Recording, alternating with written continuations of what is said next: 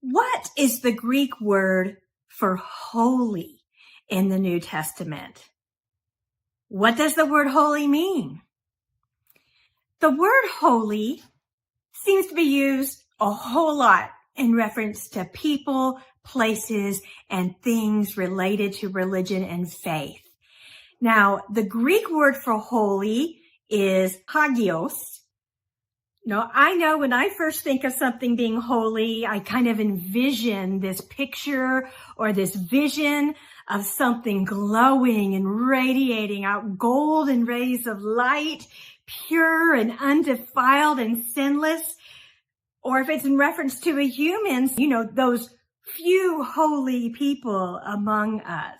But what does it mean when in the New Testament, in 1 Peter 1, for example, where I was reading this week, when we are taught that we as believers and as followers of Christ, that we are to be holy.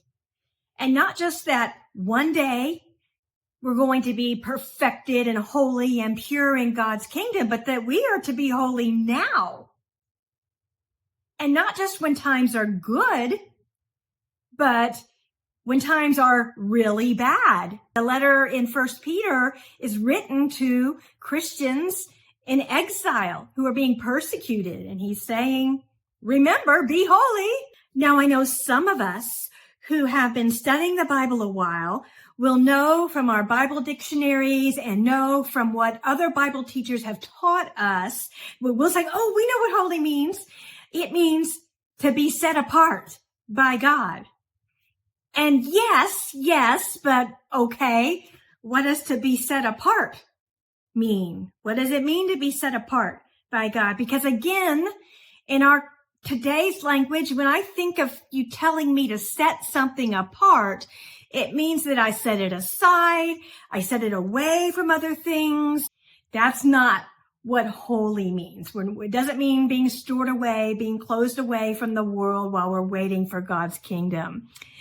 So if we think of something on the other end, that being holy is being perfect and unblemished and sinless and radiant in just the pure moral sense, then none of us will even try to be holy. Very, very few will even try to be holy.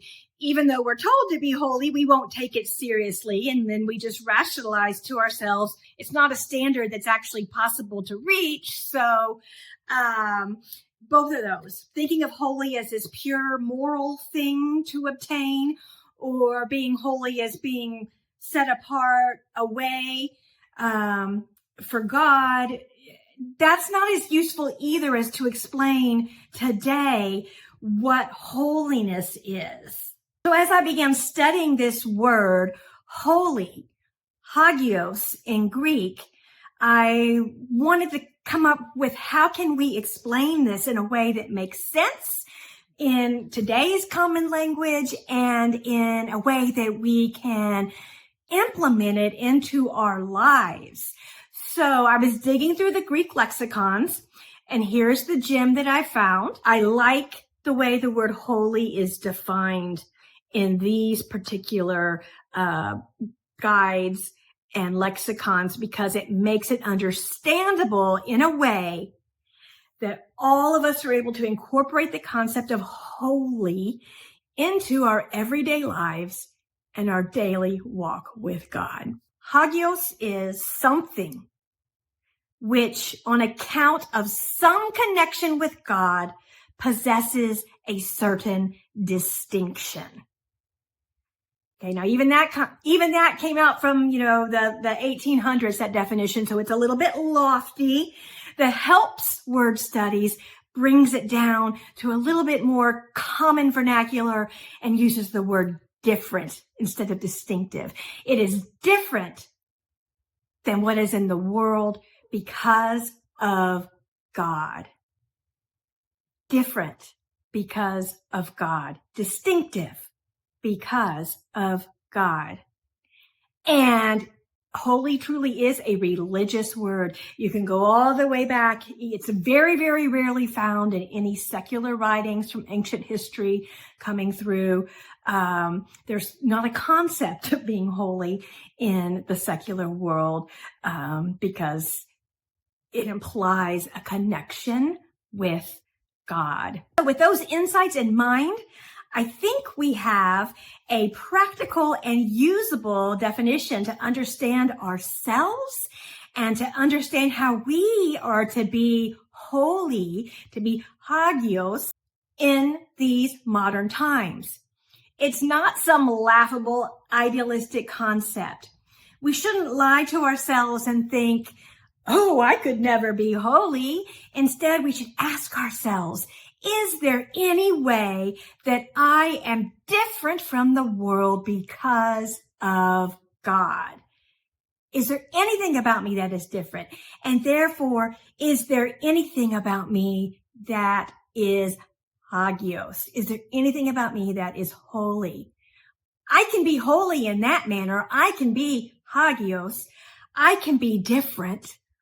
All Christians are called to be different. So how are we holy in that sense? How are we hagios in the sense of being different?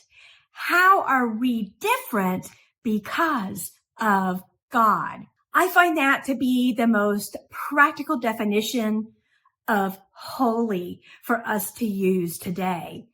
And with that in mind, let's think about some things that we consider holy and think about it within this context. So first of all, we have the Holy Bible, which is a book that is distinctive because it is different from all other books because of its connection to God. In the biblical sense, there were holy sacrifices, which were sacrifices done. They were animal sacrifices done in a distinctive way, in a different way, because of their use and connection to God's laws for the Jewish people. We're told to keep the Sabbath day holy.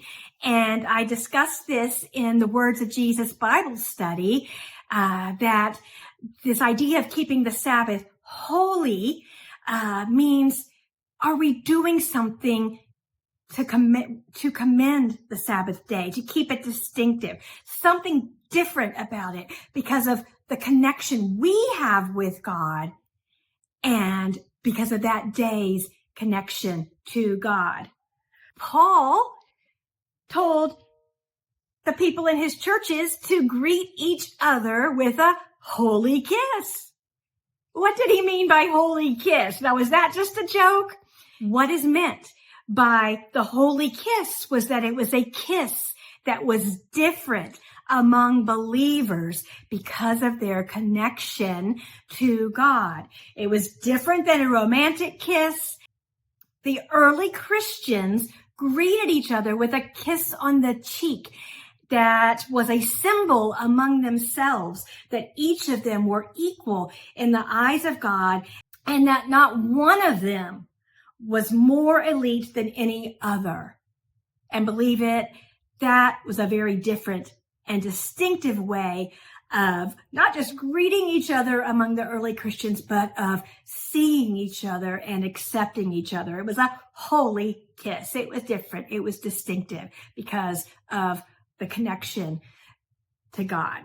But finally, let's mention the Holy Spirit.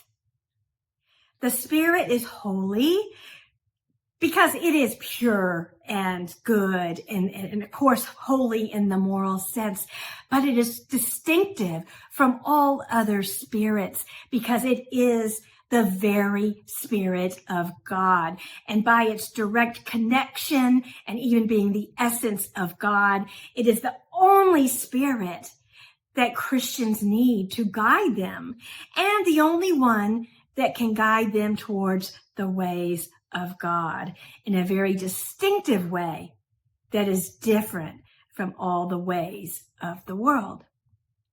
So there it is, holy, distinctive because of a connection with God, different because of a connection with God. so we can be holy, Hagios, even now. You bet we can, and we ought to strive for it. It's not some way out there that's some unattainable belief or ideal. As Peter taught in his letter to the persecuted and exiled Christians nonetheless, be holy. Be different because of God. We are to be different than the world. We are to think different from the world. That's supposed to be distinctive about us. That is what is supposed to make us stand out. We are to live in the world, and as the world goes more and more awry, we are to stand firm in our very different ways because of our connection with God. And that should be part of our witness to others.